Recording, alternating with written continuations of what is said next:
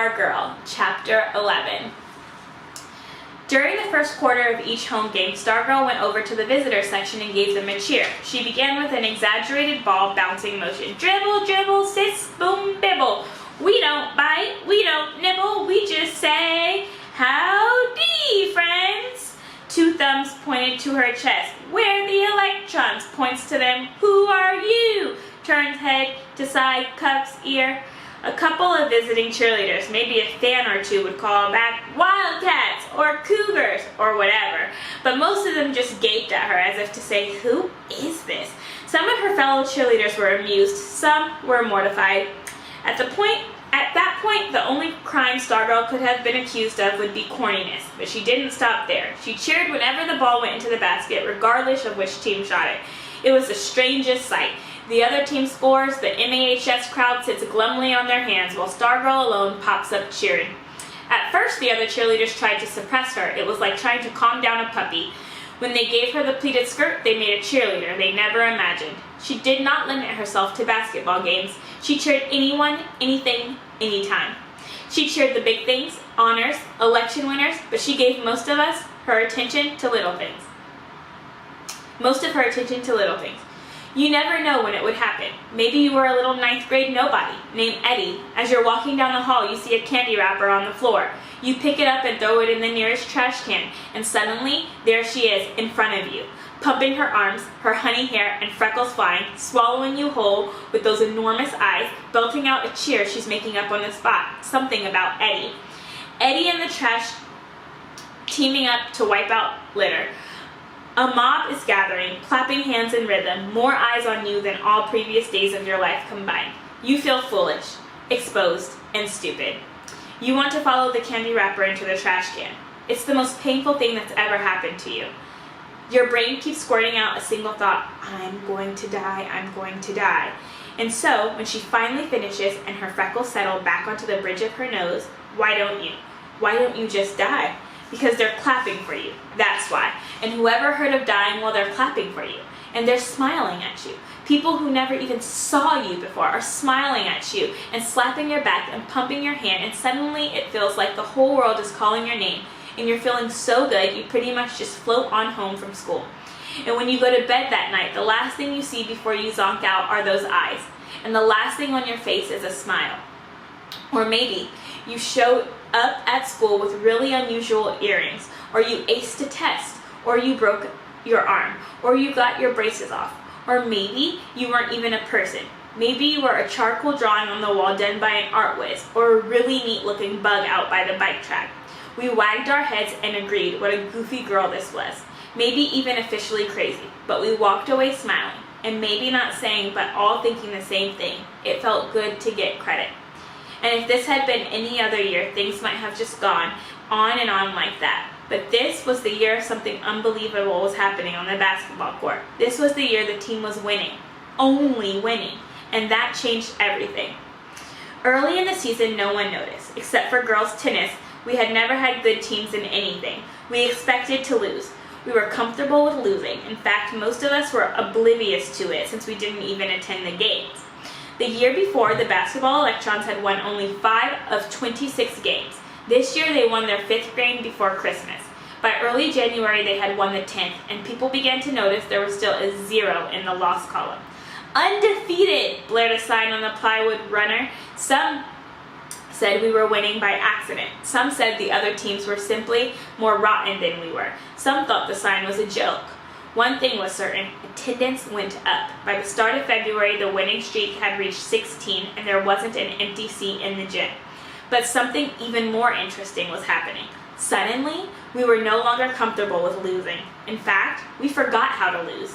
The transformation was stunning in its speed. There was no apprenticeship period, no learning curve. No one had to teach us how to be winners. One day we were bored, indifferent, satisfied losers. The next, we were rabid fanatics, stomping in the grandstand, painting our faces green and white, doing the ways as if we'd been perfecting it for years. We fell in love with our team. When we spoke of it, we used the word we instead of they. The leading scorer, Brent Ardsley, seemed to have a golden glow about him as he moved through the school. And the more we loved our team, the more we hated the opposition.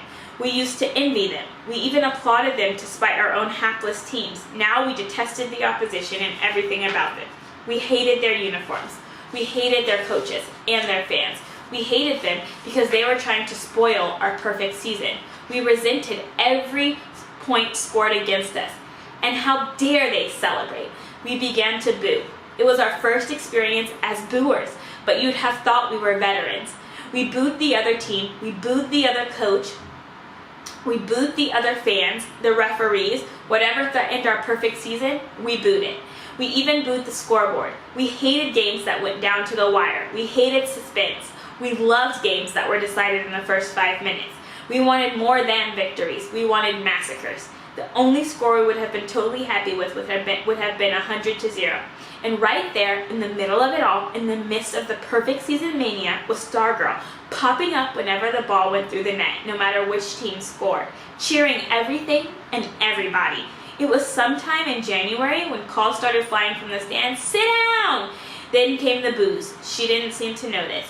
She did not seem to notice.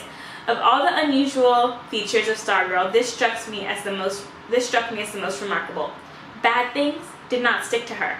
Correction, her bad things did not stick to her. Our bad things stuck very much to her. If we were hurt, if we were unhappy, or otherwise victimized by life, she seemed to know about it and to care as soon as we did. But bad things falling on her, unkind words, nasty stares, foot blisters, she seemed unaware of. I never saw her look in a mirror, never heard her complain. All of her feelings, all of her attentions flowed outward. She had no ego. The 19th game of the basketball season was played at Red Rock. In previous years, cheerleaders had outnumbered Micah fans at away games. Not now. The convoy rolling across the desert that evening stretched for a couple of miles. By the time we were seated, there was barely room for the home team fans. It was the worst slaughter of the year. Red Rock was helpless. By the start of the fourth quarter, we were ahead 78-29. The coach put in the subs. We booed. We smelled 100 points. We wanted blood. The coach put the starters back in. As we howled and thundered in the stands, Stargirl got up and walked from the gym. Those of us who kept notice assumed she was going to the restroom.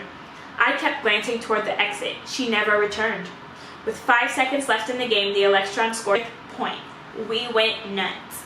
Stargirl had been outside the whole time, chatting with the bus driver. The other cheerleaders asked her why she left. She said she felt sorry for the Red Rock players. She felt her cheering was only making the massacre worse. Such games were no fun, she said. Your job isn't to have fun, they told her. Your job is to cheer for Micah High, no matter what. She just stared at them. The team and the cheerleaders rode the same bus. When the players came out of the locker room, the cheerleaders told them what had happened. They devised a trick. They told Stargirl that someone had forgotten something in the gym and would she please go get it.